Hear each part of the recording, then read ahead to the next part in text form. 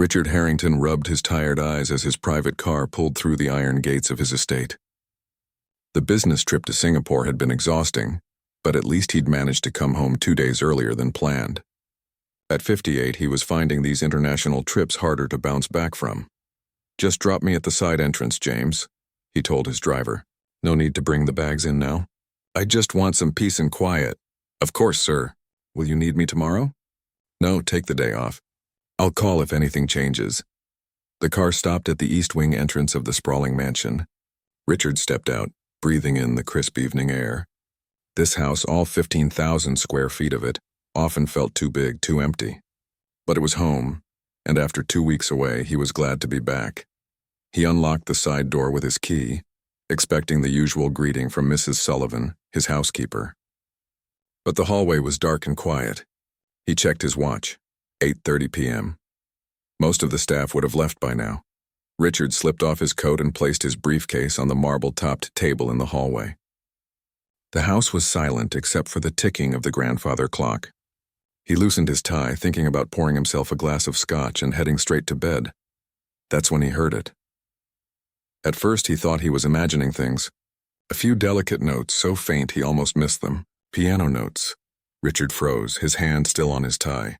The music grew stronger, a familiar classical piece he couldn't immediately name. He followed the sound, moving quietly through the dimly lit hallway toward the main living room. The double doors were partially open, a soft glow spilling out. Richard approached slowly, not wanting to disturb whoever was playing. He peered through the gap. There at his grand piano, the expensive Steinway that had sat mostly untouched since his wife Catherine died 5 years ago, was Elena Vasquez, the new maid who'd started working for him about 3 months back. She was still in her work uniform, the simple gray dress with white collar that all his household staff wore. Her dark hair was coming loose from its practical bun, several strands falling across her face as she moved with the music. And what music it was. Richard now recognized the piece, Chopin's Ballade No. 1 in G minor. Catherine had played it often, though never with this level of skill. This was concert-level playing. Elena's eyes were closed, her expression one of complete absorption. Her fingers flew across the keys with remarkable precision, drawing out emotions that seemed to fill the entire room. Joy, sorrow, longing, all conveyed through the rise and fall of the notes. Richard stood transfixed. This was no amateur dabbling at the keys. This woman, who had been cleaning his home for months, who quietly went about changing linens and dusting shelves, was playing one of the most technically challenging piano pieces in the classical repertoire, and playing it beautifully. He must have shifted his weight or made some small sound, because suddenly Elena's fingers stumbled. Her eyes flew open, landing directly on him standing in the doorway. The music stopped abruptly. "Mr. Harrington," she gasped, jumping to her feet so quickly she knocked over the piano bench. "I'm so sorry, I didn't know you were coming home today. I should never have." "Please," Richard said, stepping into the room, his hand raised to calm her. "Don't apologize." Elena was already trying to right the bench, her hands shaking. "It was wrong of me to use your piano without permission. I understand if you need to let me go." "Let you go?" Richard shook his head, still trying to process what he'd just witnessed. "Why would I do that?" Elena stood with her head bowed, hands clasped tightly in front of her. "It won't happen again, sir. When everyone was gone, I thought—" Richard moved further into the room, approaching the piano. He ran his hand along its polished surface. "This piano has been sitting here gathering dust for years. It should be played. What I don't understand is why someone with your talent is working as a maid in my house." Elena looked up, surprise evident in her eyes. "You're not angry?"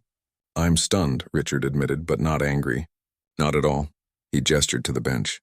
"Please sit down." "Would you finish the piece?" She hesitated, glancing nervously at the door. "Please," Richard said again. "I haven't heard this piano played properly since my wife died. It would be nice." Slowly, Elena righted the bench and sat down. She took a deep breath, placed her hands on the keys, and after a moment's pause, resumed playing. Richard moved to an armchair nearby and lowered himself into it, closing his eyes. The music washed over him, bringing back memories of Catherine sitting at this same piano. Though she had never played with this level of emotion or technical skill, When Elena finished, the final notes seemed to linger in the air. Richard opened his eyes to find her watching him uncertainly. "That was extraordinary," he said quietly. "Where did you learn to play like that?" Elena's hands rested lightly on her lap. "In Venezuela, sir. I was in El Sistema, the national music program. I studied piano from when I was 4 years old." "You play at a professional level." A shadow crossed her face. "I used to. That was a long time ago." Richard wanted to ask more, but he could see she was uncomfortable. "It's late," he said instead, "and I've just gotten back from a long trip. But tomorrow, if you're willing, I'd like to hear the whole story." Elena stood up. "I should go.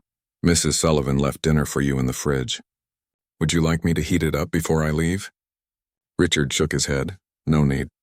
I'm not hungry." He paused. "You work tomorrow, correct?" "Yes, sir." "I'll be here at 9. Good.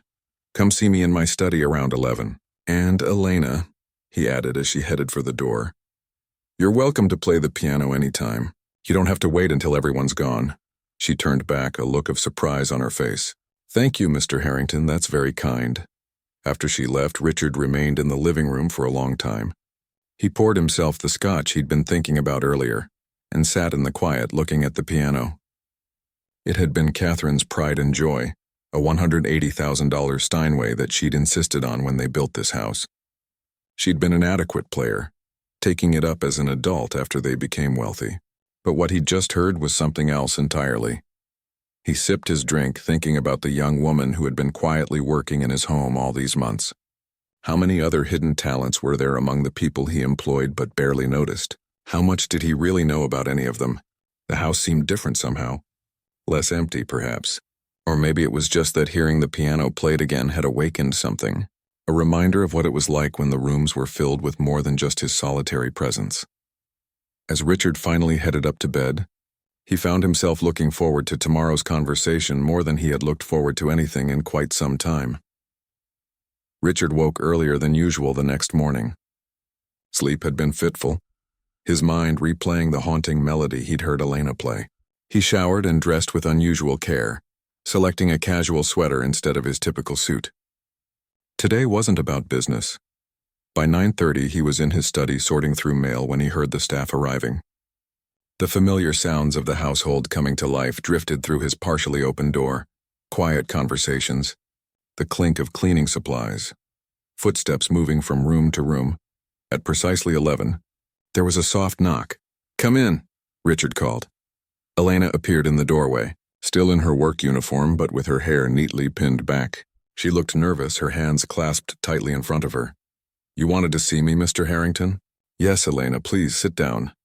Richard gestured to the chair across from his desk. She perched on the edge of the seat, her back straight, eyes downcast. Richard realized with a pang that she still feared she was in trouble. "Would you like some coffee?" he offered, gesturing to the pot warming on the sideboard. "No, thank you, sir."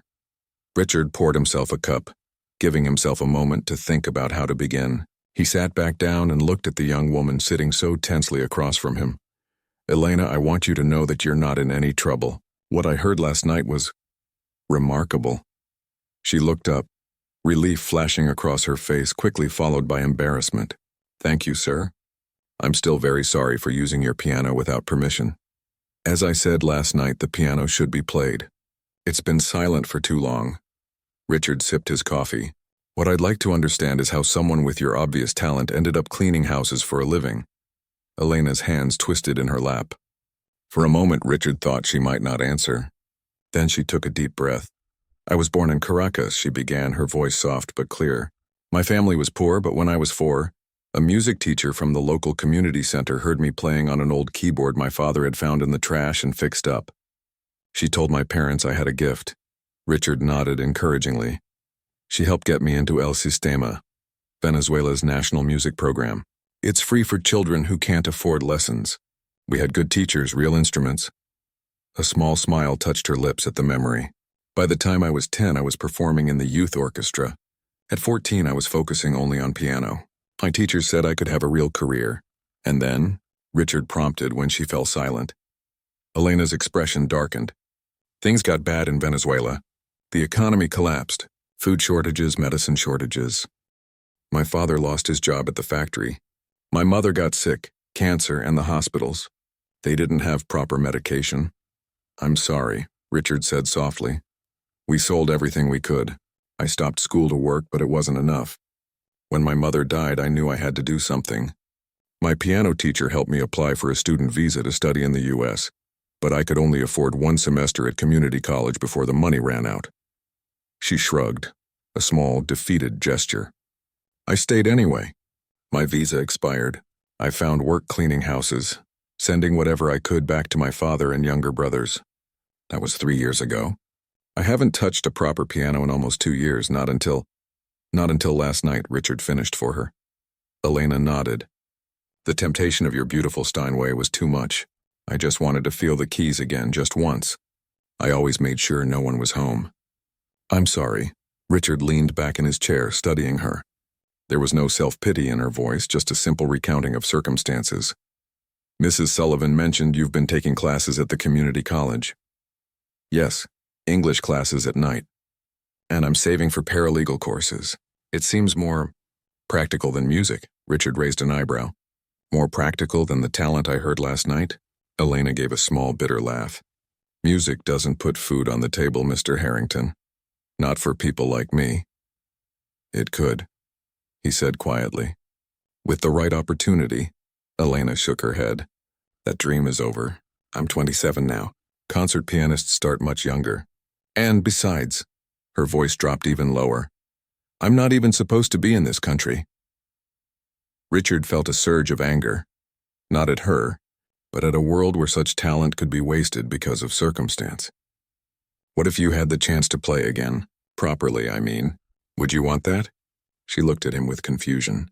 I don't understand. Just answer the question. If you could go back to music, would you? Elena's eyes brightened momentarily before the light faded. It doesn't matter what I would want. It's not possible. Humor me, Richard insisted. She closed her eyes briefly. Yes, she said finally. If I could, I would choose music, always. Richard nodded, satisfied. Thank you for your honesty, Elena. That's all I wanted to know for now. She stood, clearly taking this as a dismissal. Will there be anything else, sir? No, that's all. You can go back to your duties. After she left, Richard picked up his phone and scrolled through his contacts. He found the number he was looking for and pressed call. David, Richard Harrington here. Yes, it's been too long. Listen, I need a favor regarding the Manhattan School of Music. Do you still serve on their board? For the next hour, Richard made calls, pulling strings, asking favors from old friends. By lunchtime, he had the beginnings of a plan. When Mrs. Sullivan brought his lunch tray, he asked casually, Has Elena always been responsible in her work here? Oh, absolutely, Mrs. Sullivan replied. One of my best. Always on time, thorough, never complains. Why do you ask? Just curious. And she gets along with everyone? She's quiet, keeps to herself mostly. But yes, no problems at all. Mrs. Sullivan gave him a questioning look. Is something wrong? Not at all, Richard assured her. In fact, quite the opposite. Later that afternoon, Richard found himself standing in the doorway of the living room again. Elena was there, carefully dusting the bookshelves, seemingly taking extra care to stay away from the piano. Elena, he called softly. She jumped slightly. Yes, Mr. Harrington? Would you play something else for me? She glanced nervously at the piano, then back at him. Now? But I'm working. Consider it part of your job today. Hesitantly, Elena put down her dusting cloth and walked to the piano. She sat down, adjusted the bench, and placed her hands on the keys. Any requests? Whatever moves you, Richard said, settling into the same armchair as the night before. After a moment's thought, Elena began to play. This time it was Beethoven's Moonlight Sonata, the first movement. The gentle, flowing melody filled the room, and Richard watched as Elena's entire demeanor changed. The nervous, cautious maid disappeared, replaced by an artist fully immersed in her craft. As the last notes faded, Richard applauded softly. Beautiful. Thank you, Elena said, a genuine smile lighting up her face for the first time. It feels good to play again. You miss it, Richard observed. More than you let on this morning. She nodded, running her fingers lightly over the keys without pressing them. It's like losing a part of yourself. Music was my voice, my way of speaking when words failed. Without it, I felt muted, like I'm only half alive. I understand that feeling, Richard said quietly, thinking of Catherine and how hollow his life had felt since her death. More than you might think. Their eyes met across the room, a moment of unexpected connection. Then Elena stood, breaking the spell. I should get back to work, of course. As she headed for the door, Richard spoke again. Elena, she turned. Yes? Play whenever you wish. Consider it a standing invitation. The smile she gave him then was like the sun breaking through clouds after a long rain. Thank you, Mr. Harrington. I will. After she left, Richard sat alone with his thoughts. He hadn't felt this sense of purpose in years. Tomorrow, he would share his plan with her, but for now he was content knowing that his home would be filled with music again. Perhaps they could both reclaim something they'd lost, she, her art. He, a reason to look forward to tomorrow. A week passed, during which Richard finalized his plans. Several times he came upon Elena playing the piano, sometimes during her lunch break, other times in the evening before she left. She always stopped when she noticed him, but Richard would simply smile and gesture for her to continue.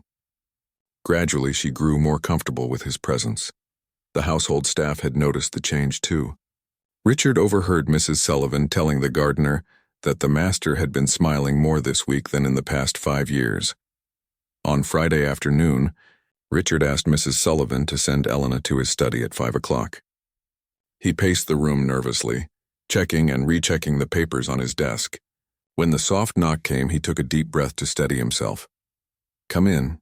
Elena entered, looking apprehensive. She'd clearly just finished cleaning. Her sleeves were rolled up, and there was a faint smudge of polish on her wrist. You wanted to see me, Mr. Harrington?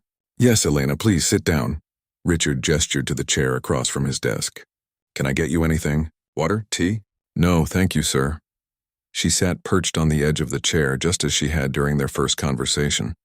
Richard settled behind his desk and clasped his hands on top of a manila envelope. Elena, I've been doing some thinking this week, and making some calls, her brow furrowed slightly. Calls? Yes. Richard paused, suddenly unsure how to present what he'd arranged without seeming presumptuous. I have a friend, David Chen, who sits on the board of the Manhattan School of Music. Elena's eyes widened, but she remained silent. I explained your situation to him. Not everything, of course, he added quickly. Just that you're an exceptionally talented pianist who hasn't had the opportunity to pursue formal training recently. Mr. Harrington, Elena began, but Richard held up a hand. Please let me finish. David arranged an audition with the Dean of Piano Studies. It would be next Wednesday at 2 o'clock. Elena's mouth opened and closed without making a sound. She stared at him as if he'd started speaking another language.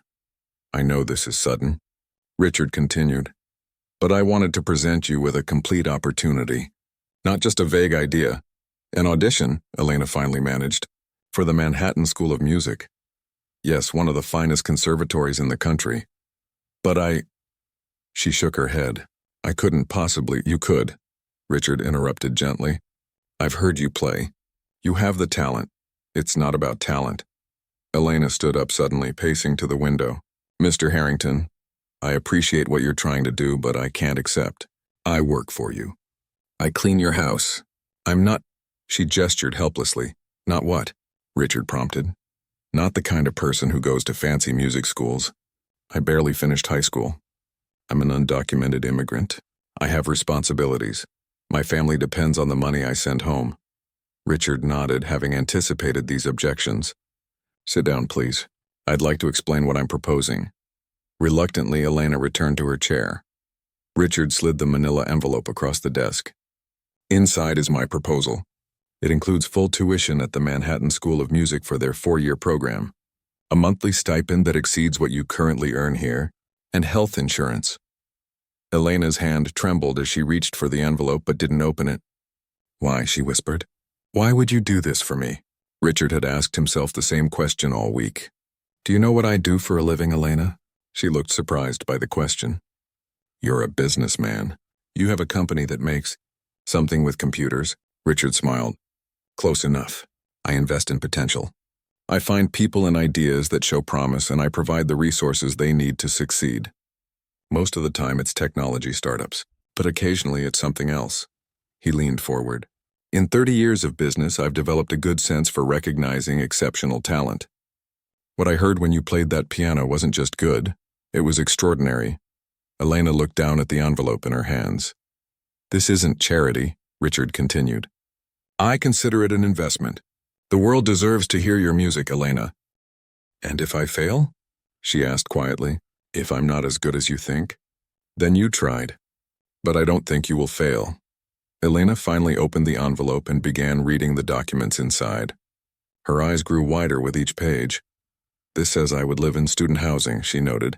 If you prefer, or you could stay in the guest house here. It would be yours. Not as staff quarters, but as a private residence. You'd have complete independence, a separate entrance. The commute to the school would be longer, of course, and I wouldn't work for you anymore. No. Your job would be to study, practice, and develop your talent. Elena set the papers down and looked directly at him. Mr. Harrington, this is too much. I can't accept this level of— Please don't say charity again, Richard interrupted. My late wife, Catherine, was a passionate supporter of the arts.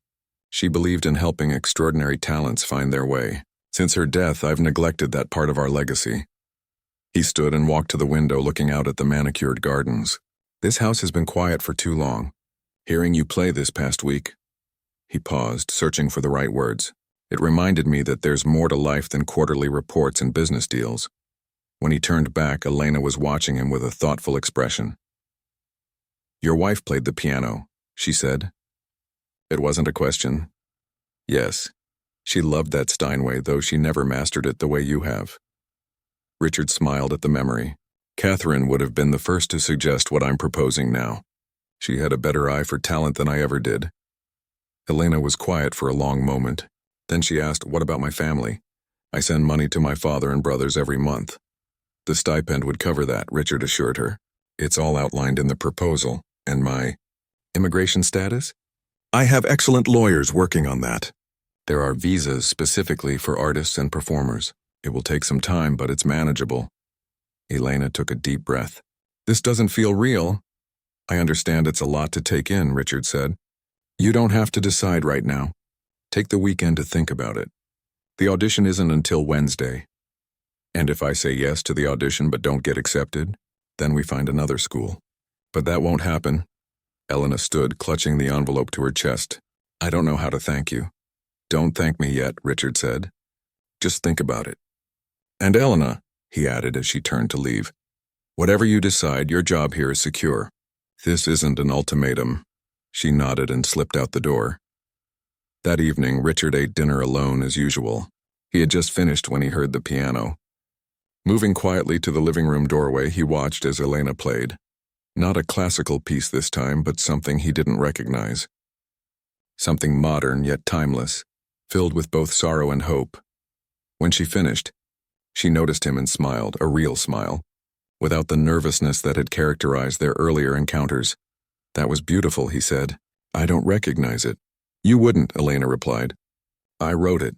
Richard's eyebrows rose in surprise. You compose as well? She nodded. Just for myself. This one is new. I started it this afternoon. Does it have a title? Elena looked thoughtful. Not yet, but I'm thinking maybe New Beginnings. Richard felt something tighten in his chest, something that felt suspiciously like joy. Does that mean you're accepting my offer? I still have questions, concerns, but she ran her fingers lightly over the keys. Yes, I want to try, Richard smiled. Then I'll see you on Wednesday. We'll go to the audition together. I'll need something to wear, Elena said, looking down at her uniform. I can't audition looking like this. I'll ask Mrs. Sullivan to take you shopping on Monday. My treat, Mr. Harrington. Richard, he corrected gently. If we're going to do this, I think you can call me Richard. Richard, she repeated, testing the name. Thank you. Not just for the opportunity, but for hearing me. Really hearing me.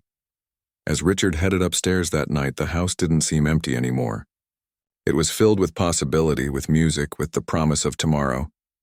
For the first time in years, he felt like he had something to look forward to, something that mattered.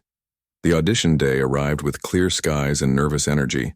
Mrs. Sullivan had taken Elena shopping as promised, helping her select a simple but elegant navy blue dress that looked professional without being flashy. Richard's driver James picked them up at noon with Richard already waiting in the car. You look nice, Richard said as Elena slid into the seat beside him. It was strange seeing her out of uniform, like meeting a different person. Thank you, she replied, smoothing the fabric of her new dress. I feel like I'm pretending to be someone else. Richard smiled. You're not pretending. This is who you've always been. The drive into Manhattan was quiet. Elena stared out the window, her fingers moving subtly in her lap, practicing invisible keys. Richard pretended not to notice how her hands trembled. Are you nervous? He asked as they approached the school's imposing building. Terrified, Elena admitted. It's been so long since I played for anyone who really knows music. You'll be wonderful, Richard assured her. Just play the way you do at home. She gave him a weak smile. Easy for you to say. The Manhattan School of Music was bustling with activity when they arrived. Students carrying instrument cases hurried along hallways. Practice rooms emitted snippets of music as they passed, and the air vibrated with creative energy. Richard led Elena to the administration office where they were greeted by a tall man with silver hair and keen eyes. Richard, good to see you, the man said, extending his hand. David, thank you for arranging this, Richard replied, shaking his hand warmly. This is Elena Vasquez. David Chen turned to Elena with a welcoming smile. Ms. Vasquez, a pleasure to meet you. Richard has told me remarkable things about your playing. Elena shook his hand. Thank you for this opportunity, sir. The dean is ready for you in the recital hall. This way, please. They followed David down a corridor lined with photographs of famous musicians who had studied at the school. Elena's eyes darted from face to face, clearly recognizing many of them. The recital hall was smaller than Elena had imagined, with perhaps 100 seats facing a stage where a magnificent grand piano waited. 3 people sat in the front row, 2 men and a woman, all with the serious expressions of people who had heard thousands of auditions. Ms. Vasquez, the woman said, rising to greet them. I'm Dr. Rebecca Wilson, Dean of Piano Studies. These are my colleagues, Professor Thomas Liu and Professor Anthony Diaz. Elena shook hands with each of them, her face pale but composed. Mr. Harrington has spoken highly of your abilities, Dr. Wilson continued. We're interested to hear you play. What have you prepared for us today? Elena glanced at Richard, who gave her an encouraging nod. I'll be playing Chopin's Ballade No. 1 in G minor, Bach's Prelude and Fugue in D minor from the Well-Tempered Clavier, and an original composition, she replied, her voice steady despite her nerves. Dr. Wilson's eyebrows rose slightly at the mention of an original piece. Very well. Whenever you're ready. Richard squeezed Elena's shoulder gently before taking a seat beside David in the second row. He watched as she walked to the piano, adjusted the bench, and took a moment to center herself. When she began to play, the transformation was immediate. The nervous woman disappeared, replaced by a musician in complete command of her art. Her fingers flew across the keys with precision and passion, drawing sounds from the instrument that filled the hall with emotion. Richard glanced at the judges' faces. Dr. Wilson was leaning forward, completely focused. Professor Liu had closed his eyes, a slight smile playing on his lips. Professor Diaz was taking notes, but his pen had stopped moving, caught up in the music. By the time Elena finished the Bach piece, Richard knew she had impressed them. But it was her original composition that truly captured the room. It was the same piece she had played for him, New Beginnings, but expanded and refined. The music told a story of loss and discovery, of doors closing and windows opening, of fear and hope intertwined. When the final notes faded, there was a moment of complete silence. Then Professor Liu began to applaud, followed quickly by the others. Dr. Wilson stood up. Ms. Vasquez, that was exceptional. Would you mind waiting outside for a few minutes while we discuss? Elena nodded and walked out, her legs visibly shaking now that the performance was over. Richard followed her to the hallway. You were magnificent, he told her. Do you think so? She asked, nervously twisting her hands. I missed a note in the Chopin and the tempo wasn't quite... Richard shook his head, cutting her off. Elena, trust me. They were impressed. I saw their faces. Before she could respond, the door opened and David beckoned them back inside. Dr. Wilson didn't waste time with pleasantries. Ms. Vasquez, your technical skill is remarkable, especially considering your lack of formal training in recent years. Your interpretation of the classical pieces shows both understanding and originality, but your composition, she paused, that shows true artistry. Elena stood very still, hardly breathing. We would be pleased to offer you admission to our program, beginning with the spring semester in January, Dr. Wilson continued. There are some requirements to fulfill, of course, theory placement tests, academic prerequisites, but I'm confident you'll manage those with ease. Elena's hands flew to her mouth. Really, you're accepting me? Without hesitation, Professor Liu added. In fact, we'd like to discuss the possibility of private instruction to begin immediately, to help you prepare for the spring semester. Richard watched as Elena's face transformed with joy. For the first time since he'd known her, she looked unburdened, young and full of possibility. The drive home was entirely different from the tense journey into the city. Elena chattered excitedly about the courses she would take, the professors she would study with, the possibilities that had suddenly opened before her. I can't believe this is happening, she said for perhaps the 10th time. Just 2 weeks ago I was dusting your bookshelves. And now? Now you're on your way to becoming who you were always meant to be. Richard finished for her. She turned to look at him, suddenly serious. I wouldn't be here without you. How can I ever repay you for this? By making the most of it, Richard said simply. That's all I ask. Over the next months, Elena's life transformed dramatically.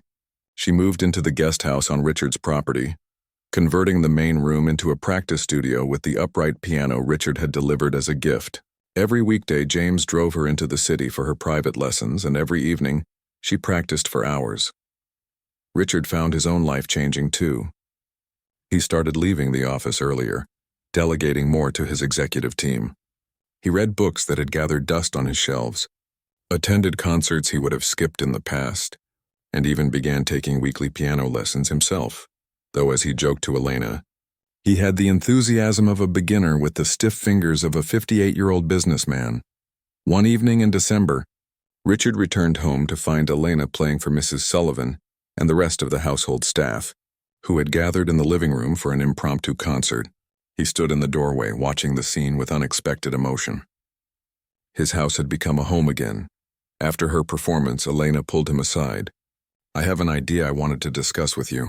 What's that? I've been thinking about where I came from, how lucky I was to have El Sistema in Venezuela. There are children right here who don't have access to music education. I'd like to start teaching on weekends, maybe at the community center downtown. Richard smiled. I think that's a wonderful idea. I'd need some help getting started, instruments, materials. Consider it done, Richard said without hesitation. Draw up a proposal and we'll make it happen. By the time Elena began her formal studies in January, she was already teaching piano to 8 children from low-income families every Saturday. Richard occasionally stopped by to watch, marveling at her patience and enthusiasm. You're good at this, he told her one day as they drove home. I'm just passing on what was given to me, she replied. That's how it works, isn't it? We receive a gift and then we share it with others. Richard nodded thoughtfully. I suppose it is. As Elena's first semester progressed, her professors began to take special notice of her compositions. In March, Dr. Wilson called Richard. We'd like to feature Elena's work in our spring showcase, she explained. It's quite an honor for a first-year student. She deserves it, Richard said proudly. There's more, Dr. Wilson continued. A representative from Carnegie Hall attended our last faculty recital where Elena performed. They've expressed interest in including her in their Rising Stars series next fall. Richard sat down, stunned by the news. Carnegie Hall so soon? Talent like hers doesn't come along often, Richard. When it does, the world tends to notice. That evening, Richard shared the news with Elena over dinner, a weekly tradition they had established since she began school. Carnegie Hall, she repeated, her fork frozen midway to her mouth. That can't be right. It is right, Richard assured her. You're extraordinary, Elena. The world is beginning to see what I heard that first night. Elena set down her fork, her eyes filling with tears. When I left Venezuela, I thought I was giving up everything that mattered. I thought that part of my life was over. She shook her head in wonder. I never imagined finding it again. Not just finding it, Richard corrected gently. Exceeding it. As the meal concluded, Richard raised his glass in a toast. To new beginnings, he said. Elena smiled, raising her own glass. And to the people who help us find them. Autumn in New York brought crisp air, golden leaves, and for Elena, increasing nervousness as her Carnegie Hall debut approached.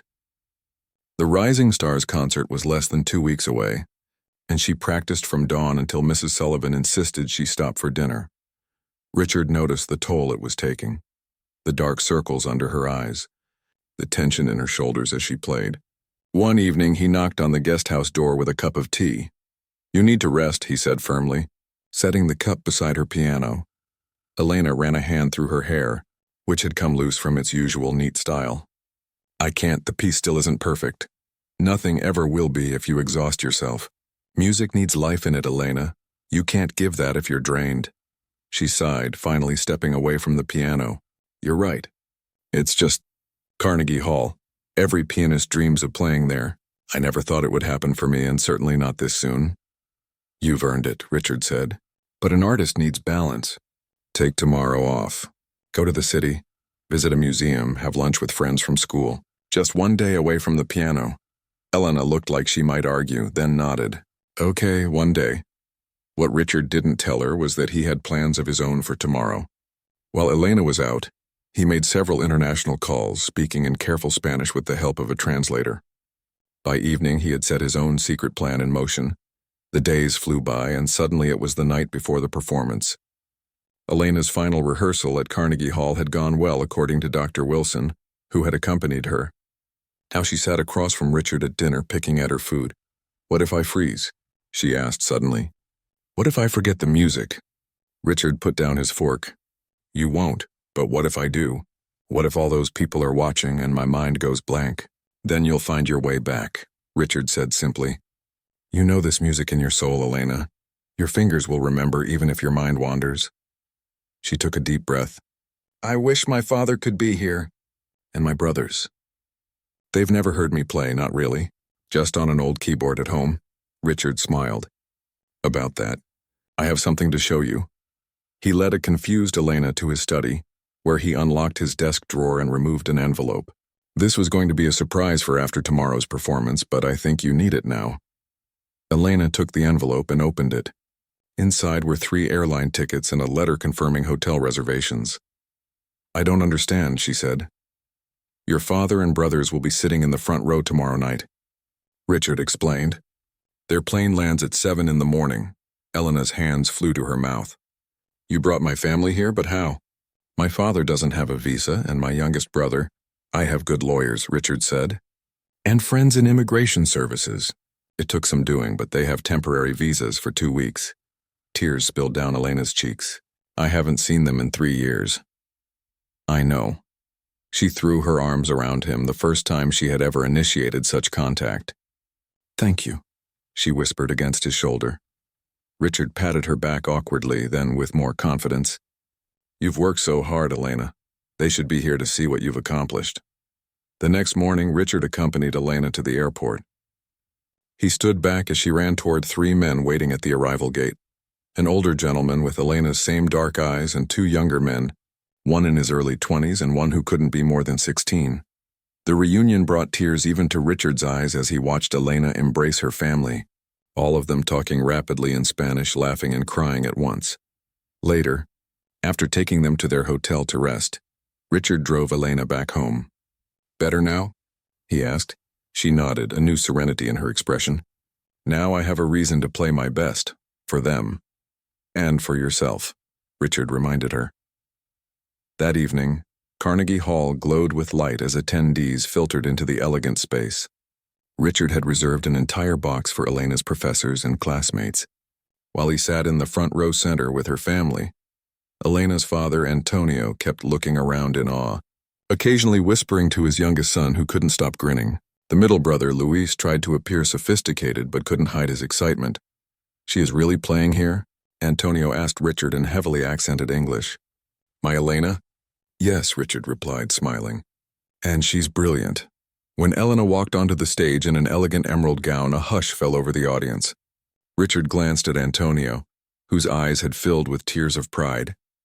Elena took her place at the piano, pausing to look out at the audience. When she spotted her family, a smile illuminated her face. She nodded once in their direction, then turned her focus to the piano. From the first notes, Richard knew this would be different from any performance he had heard her give. There was a new depth to her playing, a richness of emotion that spoke of journey and homecoming, of loss and rediscovery. She began with Chopin, the piece he had first heard her play that night in his living room. But where that performance had been beautiful, this one was transcendent. Each note seemed to tell a story, her story, from the young girl in Venezuela to the woman on the Carnegie Hall stage. When she transitioned to her own composition, New Beginnings, now expanded into a full sonata, the audience leaned forward collectively, caught in the spell of her music. Richard watched Antonio's face as he heard his daughter's composition for the first time, saw the moment he understood that Elena had created this beautiful thing, that it had come from within her.